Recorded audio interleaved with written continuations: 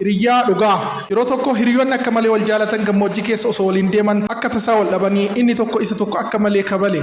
Inni kabalames deebisee hiriyaa isaa dha'uuf osoo hin yaalin guyyaa har'aa hiriyaa akka malee jaaladhuun kabalame jedhee cirracha irratti barreessee deemsa itti fufe. Erga osoo wal hin dubbisin karaa dheeraa deemaniin booda yeroo ho'i gammoojjii akka malee isaan rakkisetti laga guddaa tokko argatanii qaama dhiqachuudhaaf laga keessa seenan. Osoma dhiqataa jiran inni jalqaba kabalamee ture sun akka carraa laga keessa yoo achi siqu garba guddaa tokkotti badee keessaa bahuu dadhabe. Booda irrattis hiriyaan isaa kan jalqaba isa dhahee ture sun daakkaa beeka waan ta'eef baatee laga keessaa baasee lubbuu isaa hambise. Yeroo kanas gurbaan lubbuun isaa bararamte ammas deebisee hiriyaa koo akka malee jaaladhuun lubbuun koo du'a oolte jedhee dhagaa irratti barreesse. Hiriyaan isaas hedduu ajaa'ibsiifatee yeroo jalqaba wal lollee si dhahee cirracha irratti barreessitee turte amma immoo dhagaa irratti barreessite.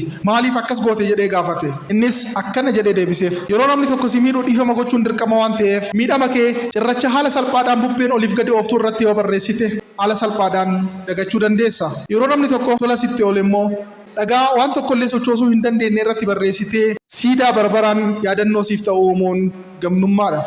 Jiruu kan kee keessatti qabeenya hammam akka qabduuf osoo hin taane eenyuun akka qabduuf gatii guddaa kenni. Hedduu galatoomaa fayyaa ta'a.